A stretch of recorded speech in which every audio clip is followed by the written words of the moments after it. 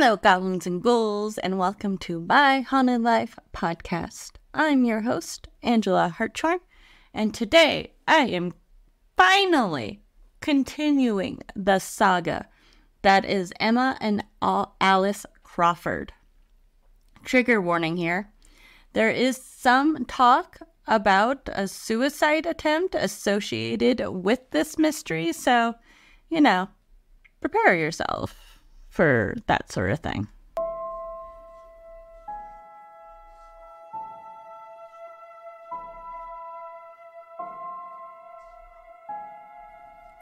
Good morning, my goblins and ghouls, my legendary cryptids.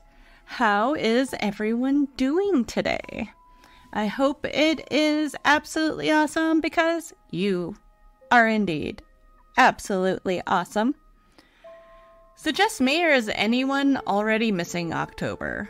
Not like October, like the month itself, but like the idea of October. Being able to do all the fun fall stuff. Even Grandma was bringing this up the other day, that it seemed like October just disappeared this year. Now, I know this October was really rough on a lot of people. So I hope everybody is taking it easy on themselves.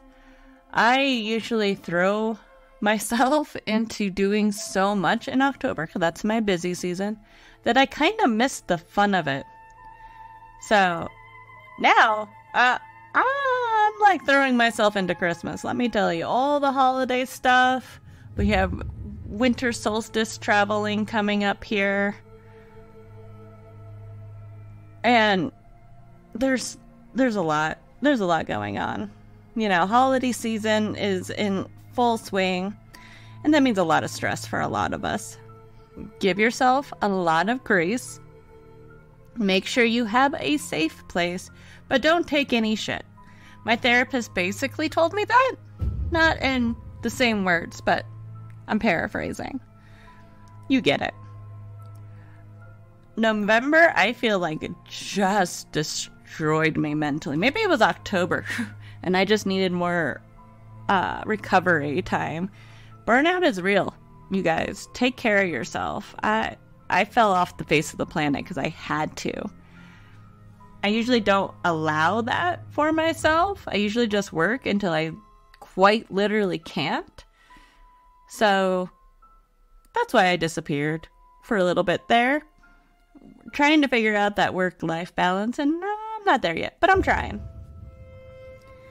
That being said, for those that follow Heart and Horn, my main business, I have dropped some winter goodies and presents on the website. And for the first time, I am starting to take appointments for end-of-the-year readings. So if you're ever interested in getting a bone reading, here is your chance. I also have the custom poppets that I've always done at oddity shows.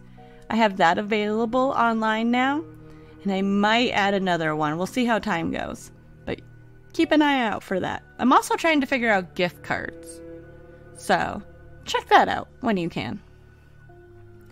Oh, I also realized after the fact that last time I didn't explain what was up with that banger of a song called Spirit Wrappings. It's the one that plays right before the spiritualism segment. And I just thought it was a lot of freaking fun. It was apparently published in 1853 when spiritualism was getting really, really popular. And this brought the idea of seances and communicating with other spirits, the whole get-together seance, to a brand new and curious audience. People started looking into it even more so. So I thought that was really interesting. This week, finally, I am finishing up the story of Alice Crawford Snow. If you haven't listened to part 1, I really recommend you do. There is a lot of nuance to the history that we're going to start talking about in this episode, but this is the episode where everything It just goes apeshit crazy. Let's just throw it out there. Last time we ended with Alice being found in a burning bed. So we're gonna start there and talk about that. And then the ensuing mystery that just, encased this family and followed Alice for the rest of her life and her afterlife. So, let's get into it, shall we? Grab yourself a cup of tea, make sure the doors are locked and the sage is close by. I have a story to tell you.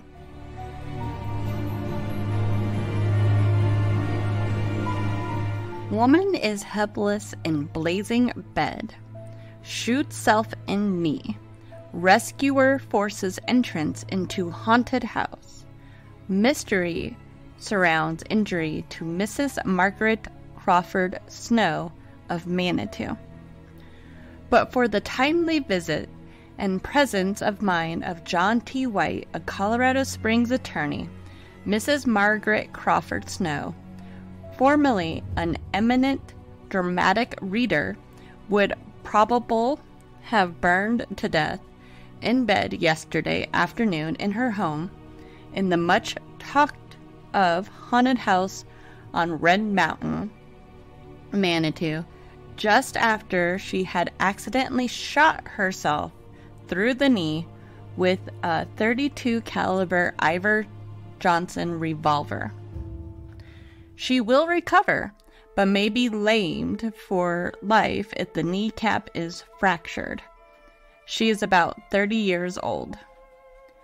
Despite her denial, it is believed that Mrs. Snow was preparing suicide and was about to point the revolver at a vital spot when the accident occurred. She was divorced from her husband, a wealthy businessman now living in Alaska, a few months ago, and has been in straitened financial circumstances for some time, it is said. Why Mrs. Snow, after making an appointment with Attorney White, should have been in bed with the doors locked and the blinds drawn, toying with a revolver at 5 o'clock in the afternoon, has not been explained. She maintains that the shooting was entirely accidental. The bullet entered her left leg just above the knee and lodged in the knee. Mrs. Snow will be taken to St. Francis Hospital this morning. Attorney White had been requested by Mrs. Snow to call in regard to a proposed loan. When he approached the residence at 5:10 o'clock, he found the doors locked and the window shades drawn. Greeted by the smell of smoke, he hurriedly entered through a window and found Mrs. Snow helpless in bed and the bedclothes burning. She told him that she could not move as she had accidentally shot herself.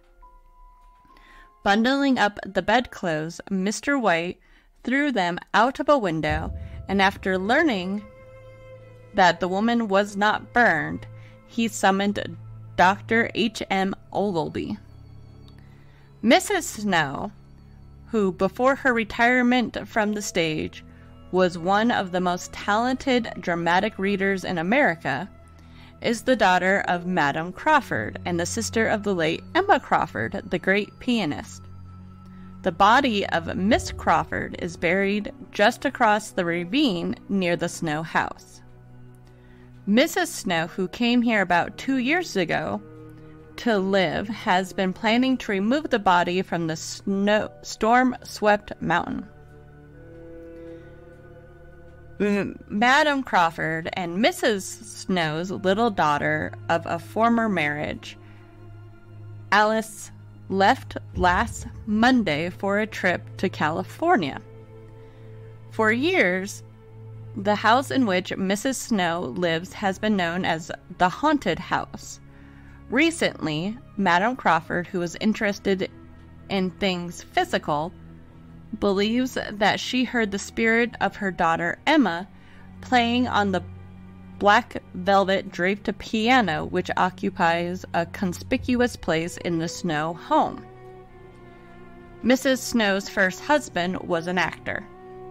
Colorado Springs Gazette, Monday, February 14th, 1910.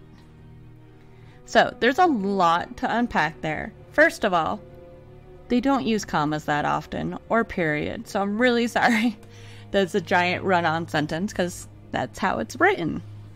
I always find it interesting that for some reason with Alice and Emma and a lot of the newspapers I found, they have the wrong names. That is so weird to me. This one, calls Alice Margaret and her daughter Alice, which is confusing as all get out. So, weird things. Weird words. That kind of thing.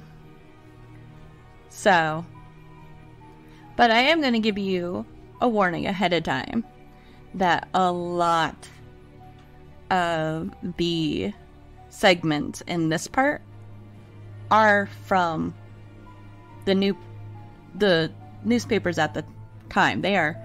I am bringing them to you as well as I can. So, White, the attorney that found her, described the incident to a Colorado Springs Journal reporter.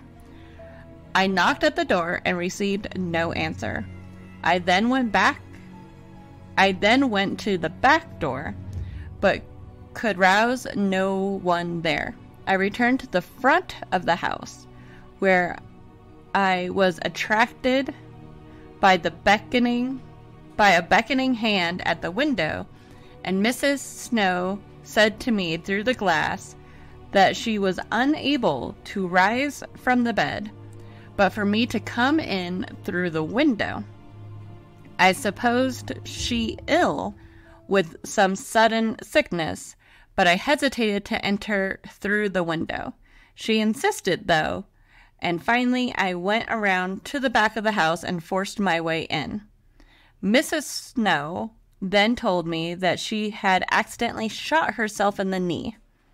The bed was on fire, but not blazing much. I threw some quilts upon it and smothered it out what flame there was. I could not do anything for her injury, and of course did not try, but I notified the sheriff after failing to reach the county physician and turned the matter over to the county. I took the precaution to bring her revolver away from her. Alice was taken to St. Francis Hospital to receive care for her wound. The bullet entered just above the knee and took a downward course. So, I don't know when, I was first reading it, I don't know if you guys could hear it in my voice, but I definitely cringed. Anything knees, that gets to me. Anyways, while the wound is not serious, complications may set in, according to Dr. McKinney, that may cripple her for life. She was in a coma and unconscious for a time.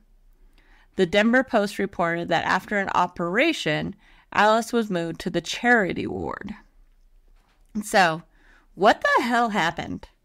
Honestly, the speculation around Alice and what happened in that room that night really, and I know, maybe it's just because I was watching a bunch of this stuff not that long ago, but it really reminded me of the Britney Spears shaved head era.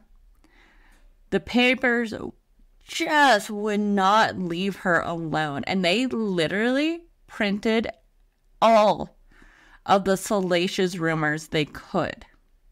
Even one of her obituaries many years later, published in the Philadelphia Inquirer, had to bring up the shooting, and that it was still a mystery and all this. She couldn't escape it. So it's so weird. It was one of those, I kind of had to take a break from researching at one point because I was just getting so angry. Because that was it. So she says it was an accident. That she accidentally shot herself in her left leg just above the knee with the revolver. That's her story. It was an accident. Why she had the gun, why things caught on fire. None of that's really ever explained. Although the big explanation for the fire was the gun going off and sparking the bed sheets, which I could totally see. But there were a lot of rumors. Most of these fell into attempted murder, suicide attempt, or lay blame on the paranormal happenings in the house. So we're going to break down all of this. So here's the murder mystery side. On February 16th, 1910, the Denver Post ran a headline that read, "Owner of hat may explain shooting of Mrs. Snow." The story goes on to say that a brand new circa 1910 men's derby hat was found on the serving table, and a dent had been kicked in the kitchen door. That was a bit of a dead end, though. I could not find any more about this mysterious hat. I was wondering if maybe the kicked in door was the attorney. How could they tell if the door was... I wasn't 100% on this one. But this ran, and people got all kinds of gossipy. But it was a dead end. Then it was reported Little John Olson, a young cripple. Now, I would like to point out, I am using words that they used. So, who worked at odd jobs, but generally was a plumber's helper, chief lead to plumber Ben Leonard, who incidentally was one of the pallbearers who helped carry poor Emma Crawford to her lonely grave at the summit of Red Mountain 20 years before. Besides playing plumber's helper when his help was needed, Little John was doing chores for Miss Snow in Redstone Castle. He brought in wood for a huge fireplace and stocked the furnace in the basement, feeding plenty of coal to keep the big castle warm until the next morning. Little John had finished his evening chores at the castle and had left barely minutes before the lone occupant attempted to leave this world for the next. If she had died of her wounds or the flames, Little John would have been arrested at once for her murder. It was 4 days before the landlord, who had been in Denver on business, produced the letter that proved she had attempted murder. And during that time, John was held under suspicion by many of his erstwhile friends and neighbors. He was known to be the last person to see her alive. And he was seen coming down the hill from the castle shortly before the lawyer arrived, and reported that Miss Snow had been shot in her bed, set afire. This story comes from our friend Bill Crosby again, from the article in the Gazette-Telegraph, October 25th, 1969. Now, I'm wondering if this is a reprint of his story, because I saw him cited in 1947 as well, talking about Emma and Alice. He continues that if the next theory hadn't come out, that Little John would not have had a leg to stand on if it had turned out different. In other words, Alice surviving. Now, this obviously didn't go anywhere because Alice survived. And now we're going to go into the most accepted theory of what happened, which was, as I've already talked about a little bit, a suicide attempt. Alice, as we know, had been going through some pretty deep shit. Alice's divorce had gone through only 3 months prior to this happening. This is to the Klondike gambler guys. So I thought it was interesting. In the other article, it just said businessman. It was discovered after the shooting that Alice was also in financial, trouble. It seems like all of her money had disappeared. Some people claim she lost all of her money and was to the point of starvation. There were rumors that she hadn't eaten in 10 days before the incident. There were other reports that she was 9 months behind on the rent and had wrote in a letter to her landlord that she would kill herself if he evicted her. So, we kind of talked about that already with the Little John story. It was that letter that ended up saving him. But the 10 days without eating, I have no idea where that comes in whatsoever. It doesn't seem to be substantiated whatsoever. Just throwing that out there. So it's a very interesting thing. But so the theory was she was too proud to ask strangers for help. So instead, it was rumored that she attempted to kill herself. Another low blow was reported by the Gazette on February 16th that Alice had written to a friend after she failed to get a theatrical engagement at Denver and told her that soon all will be over. Apparently, she had gone to Denver after her family had left. So remember, her mom and daughter are gone. They're out in California. Her mom's out being her pianist, organist, playing self, and the daughter's out there with her. So that's what they're out.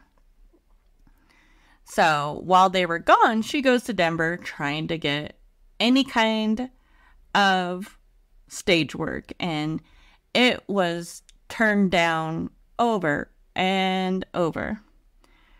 This quote-unquote failure seemed to be reported in every freaking newspaper, describing her as a failed actress in many of the headlines. And this followed her for the rest of her life. Again, these were the things that got me so angry. I had to take a break from it. Like, the stuff previous, it talks about how wonderful and great she is. After this accident or attempt, we don't know.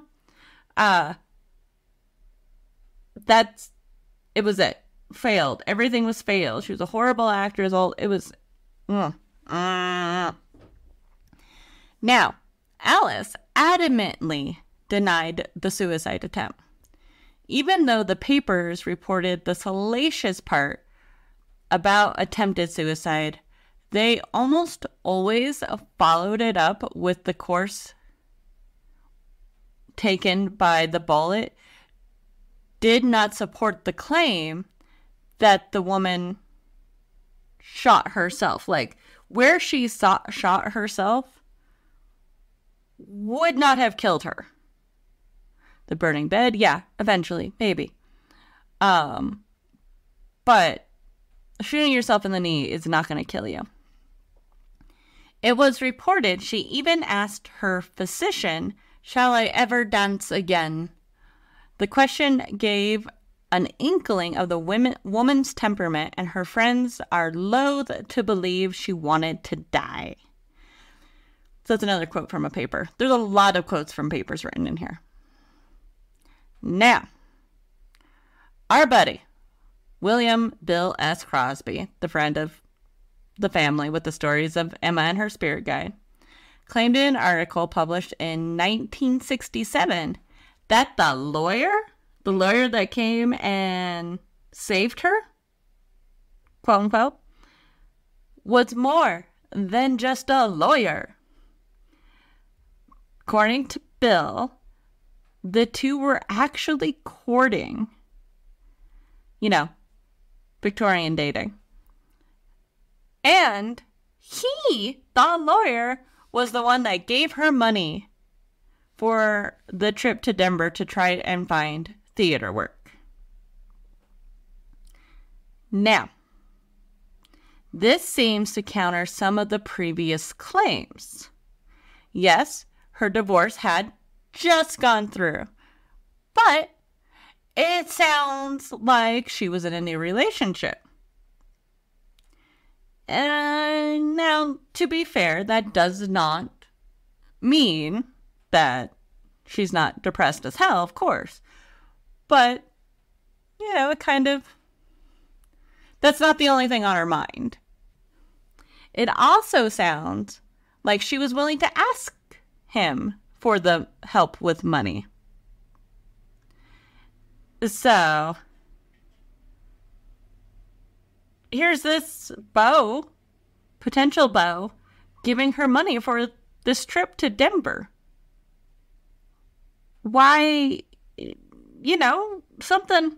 So there's some weird things going on right there. To me, that makes me think that most of the rumors are just bullshit.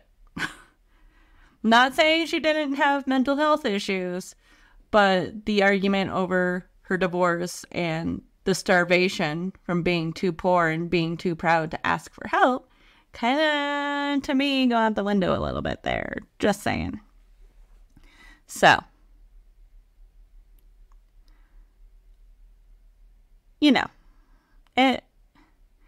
here's the thing. We're never going to know the truth.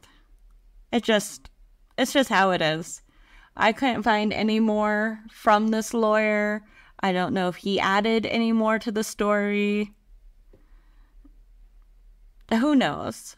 Again, most of our stories come from our buddy Bill, and it is what it is.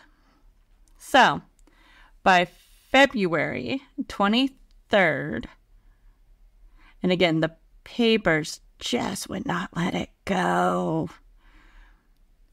at all. Where am I? By February 23rd, the newspapers reported that Jeanette and Alice's daughter, Maureen, returned to Colorado on account of the accident, and that Jeanette believed her daughter was mentally unbalanced at the time of the shooting due to her strained personal and financial affairs. Now, that being said, that is not a quote from her mother. That's just the paper saying, oh, that's why she's back. I think that's an important distinction. The article also stated that Madam Crawford was thinking of starting an investigation as she believed a picture of her daughter, I believe Emma, was stolen from Redstone Castle by a Denver newspaper representative. Now, I totally believe this. If you look into any of the lack of journalistic ethics at the time, I could totally see a journalist stealing something. On April 1st, the Manitou Springs Journal reported that Alice had recovered sufficiently to leave St. Francis Hospital and that she would not suffer any bad effects from the accident. Although the paper did not state where Alice and her daughter would reside after Alice's full recovery, it was speculated that the two would return to California to live with Jeanette Crawford, who was working as an organist at the Unitarian Church in San Jose. So, I thought it was interesting that Alice was out there all by herself. When the 1910 federal census was taken a few weeks later on April 20th, Alice and her 12-year-old daughter were found boarding with Julia Couch at 839 High Street in Colorado Springs. It sounds like Alice never went back to Manitou and Redstone Castle. Katie Rudolph, who was the one that wrote a lot of the history of Alice that we talked about in the first episode, wrote that Alice Gertrude Crawford Snow died on May 15th, 1917, at the age of 50, and was buried with a humble headstone in Calvary Cemetery in Los Angeles, California. Madam Jeanette Webster Crawford died on February 12th, 1928, in Sternberg, Massachusetts, at the age of 86. It is said that up to the age of 80, she was still charming audiences with piano and organ concerts. She was preceded in death by her husband, Nathan, and her children. Ready for this one? Emma, 1891, Alice, 1917, and Minnie, 1924. I have no idea who Minnie is. First and only time I've seen this name. The story of what became of Alice's daughter, Maureen Snow, is unknown. Now, again, this is the first time I've seen Minnie. I know nothing about her, and I thought it was really interesting that nothing was found on Maureen after that. I'm wondering if maybe Maureen, or Minnie, is Maureen. Like, they just screwed up the name, assumed it was her daughter, because she was always with her grandmother, it sounds like. Now, there's only a 7-year age difference. Or no, it would have been 7 years difference. So that is honestly my guess. I bet Maureen and Minnie are the same person. Can't prove it, but it's my weird hunch. Because where in the hell is Minnie? And where was she through all of this? Alice, even in death, could not escape the salacious rumors being reprinted in her obituaries, bringing up the failed marriage to Theodore Snow, the time she couldn't get an acting gig in Denver, referring to her as a failed artist, a lot of times not even mentioning her previous triumphs, and then bringing up the shooting and reporting that some say it was a suicide attempt. That's always how they put it. They never say, oh, it was this. It was, that, putting it out there just in case. All of this over and over again in reports of her death in the papers. I was honestly disheartened for Alice. I don't blame her for leaving and living in obscurity, because she was hounded forever for this. So, now, the attempted murder story didn't go anywhere. And the suicide attempt, though, it sells papers is not what people want to focus on. And we really don't know if that's what happened either. So this brings us to our third theory, which is the paranormal had a hand in all this. And this is the one that takes some turns.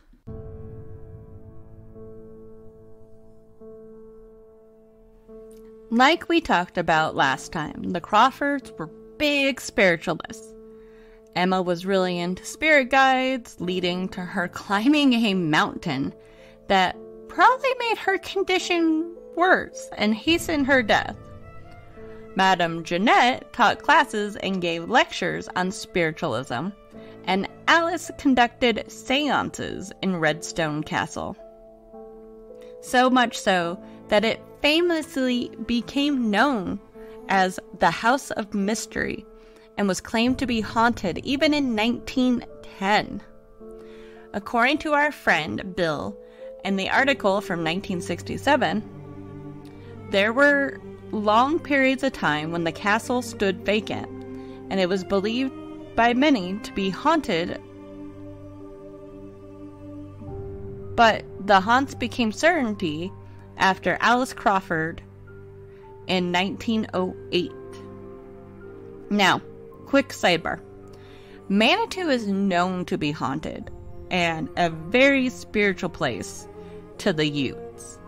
This was a place of the dead to them. They would bury their dead around the valley here. They never camped here, but instead this area, more in the area of what is now Red Rock open space, if anybody's familiar with the area, this was just a place reserved for the spirits. I'm assuming that's what the article is talking about, but it's Manitou. Everything is haunted. Anyway, back to the article. She was, as were her mother and sister and many friends, a spiritualist and a medium. Seances were held in the castle 2 or 3 times a week, attended by many of the faithful and undoubtedly by a few non-believers. Bill Crosby attended a few of the seances, and he says that they were really worth the price of admission. They would have tables and chairs walking all over the place, and a device that sounded like an old-time radio, blaring right over the medium's head. But there were no radios then. Bill went up to see if he could find the device after the medium had left, but someone had beat him to it. Bill Crosby says the medium's acting talent was a great help to her in her work of conjuring up the spirits of the dead. Besides the sound effects, she controlled a weird group of lights. These, together with her magnificent acting, kept the avid believers on the tenterhooks. So I had to look up what tenterhooks meant, which is a hook used to fasten cloth on a drying frame or tenter. But used in this way, it means waiting nervously for something. We know spooky things were happening with the Crawfords, even with Alice's accident. The Denver Post speculated that Alice had been a victim of drugs and spiritualistic hallucinations, and had tired of existence and its disillusionments. Now, local folklore, because of course we're around this story, the fact that, Emma came washing down the mountain and we now have the coffin races in town, these stories don't go anywhere. They just keep coming up at least once a year. So the local folklore has had some fun with it. People believe Alice was not aiming the gun at herself, but something only she could see. As the story goes, since the Crawfords were doing seances in the house, maybe they had done too many, and the house had basically become a portal, and the wrong spirit had been conjured up, that Alice decided to take care of herself. And since Alice was home alone, it decided to mess with her more, and she defended herself, or was surprised by the spirit. Now, this makes a lot of sense if you really look into Ouija board lores and stuff like that. Doing it too much causes issues. Doing it by yourself causes issues. If you read the instructions for a Ouija board, do not do it by yourself. It's number 1 rule. It might be number 2. I don't remember. But it's on the list. It's it has to be top 3. So, okay, that's plausible to me. Now, this was one that I thought was really interesting. It is rumored that Alice may have gone too far with her seances and had become possessed. Which is really interesting. So, like we said, Ouija boards and seances, most spirit work, don't do it alone. There are many reasons for this. 1, you have someone to collaborate your experience, or another set of eyes to help explain things.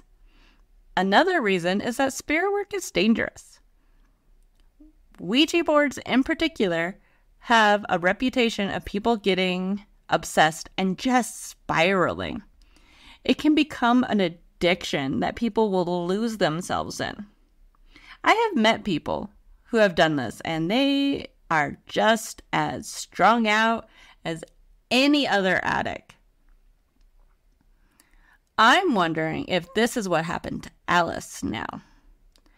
Having a seance 2 to 3 times a week, according to Bill, seems like a lot. And that just sounds like it would be spiritually exhausting and would take a toll on you mentally and physically. So, we know something was going on with Alice. Could she have been possessed? The theory is that she did try to kill herself to rid her body of the spirit that possessed her. Maybe that's why, when she recovered enough, the family left, never to return. It's so strange to me with how obsessed they were with communicating with Emma just to leave it all behind on a moment's notice. I think that's really interesting. So, But, that being said, it doesn't seem like Alice's spirit has actually left the area. A local ghost hunter, Tamala Wright, claims during an investigation that a woman was heard singing opera at 4 a.m. when my crew was packing up at 4 a.m. She claims that Alice sang nightly at what is now the Iron Springs Chateau, which was run as a nightclub in the 1890s. Now, I couldn't find anything about that, just church engagements. But that would be absolutely lovely if she continued to perform like she loved so much for all eternity. Now, I'm trying to get into Iron Springs Chateau to do a ghost hunt, so keep an eye out for that. Keep your fingers crossed. In the years since, Redstone Castle had been the subject of ghost lore and high school dares while serving as a private residence and occasionally a bed and breakfast. It is also amazingly well preserved, its various owners recognizing its beauty and significance. Apparently one of the former mayors of Manitou lives there now. I saw something where the ghost of Alice is still said to be there. But I found another article that seems to quote the mayor. And the only thing that haunts the house is their cat named Emma, which I think is really stinking cute. Now, many claim they have seen Alice walking on the slopes of Iron Mountain, which is around here. Even though she didn't die here, she sure went through some ridiculous things. So it would make sense if her spirit still lingered around, especially since her sister Emma, the one she tried so hard to connect to, is said to still wander around as well, and sometimes pops by to still play piano.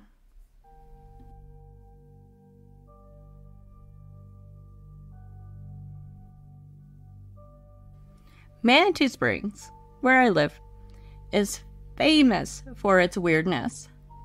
Our town motto is Keep Manitou Weird, but in many of my travels I have found a couple of places that use that motto, so we might not be that unique in that sentiment, but we have a special blend in weird and wonderful here.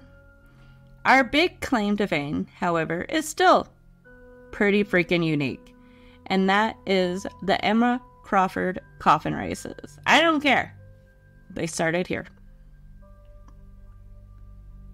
In the wake of Alice's departure, Emma's grave once again gained notoriety when the Louisville and Nashville Railroad made a failed attempt to build an incline railroad to the summit of Red Mountain in 1912.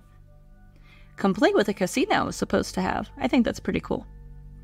Emma's burial spot was in the path, so her casket was exhumed and moved to the south slope of the mountain.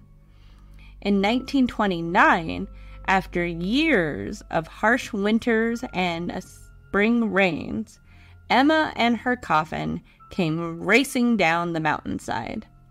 On August 4th, 1929, 2 young boys happened upon her remains, finding the casket handles, a nameplate, and a few bones, including her skull.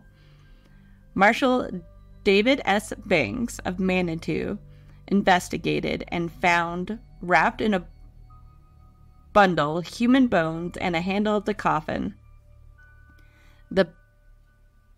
at the back of the Colorado House on Waltham Avenue. The Colorado House, a boarding house, was located at 397 Manitou Avenue, now 1143 Manitou Avenue, and the property extended between Manitou and Waltham Avenues.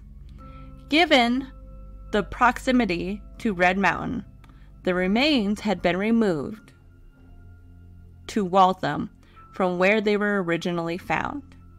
The remains were stored at Manitou City Hall while trying in vain to find her mother and sister. This is 1929, so mother and sister have already passed at this point. In the issue of the reburial of Emma on Red Mountain, the El Paso County coroner, Dr. G.B. Gilmore, claimed that he had no jurisdiction in the matter, as it was outside of an incorporated town, as was Red Mountain. Persons could bury their dead where they wished. The 20s.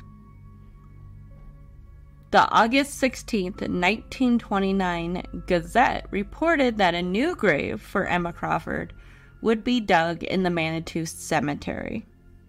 Some stories suggest that Emma was buried in an unmarked grave, but she has an extra lovely, though quite modern looking tombstone. I wonder if they buried her and because they couldn't find her family to pay for it, she didn't have a marker. And then knowing our town, people found out about this and decided to bring up a collection and get her one a little bit more recently. Unfortunately, our Heritage Center is closed for repairs, so I didn't get a chance to ask before then. I can't help but wonder if all of this moving around of Emma's grave has not allowed her or her little sister, whose spirits were so interconnected, to rest in peace. And that's why they're still hanging around. But for those who want to experience the story, the coffin races are always, I believe, the Saturday before Halloween. And it's a fun time. It really is. I'm not going to be there at this next one. I have an oddity show in Sacramento. So go out, have fun, do spooky stuff for me.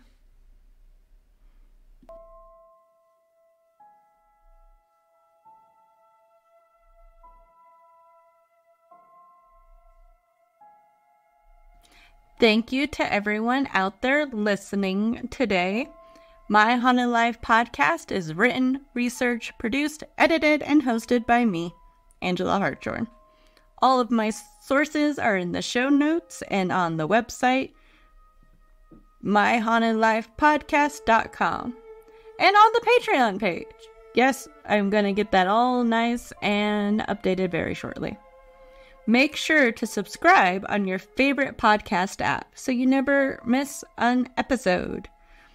I'm pretty sure we're on like every one available. At least I've tried to make sure.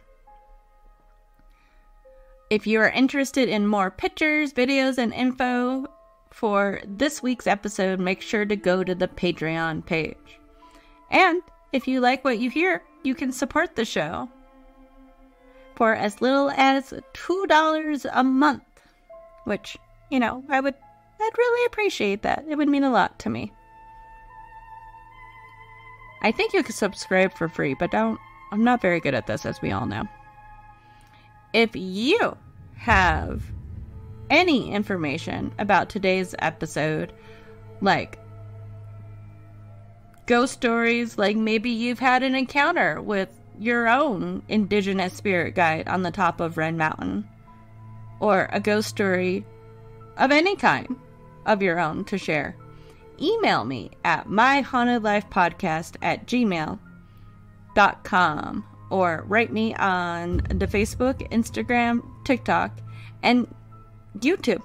I like the YouTube. I think it's cool. I need to do more actual YouTube videos and not just the podcast recordings. While you are there, please like and follow and comment. It honestly makes my day. And let's not forget the podcast group. We have a lot of fun on there. We have a lot of ghosty memes going on. And make sure you tell your friends and family. Please, please, please. Word of mouth goes a long way. Music is by Ghost Stories Incorporated. And that's it for this week, my dears. I will all see you next time on My Haunted Life podcast. And until then, stay spooky.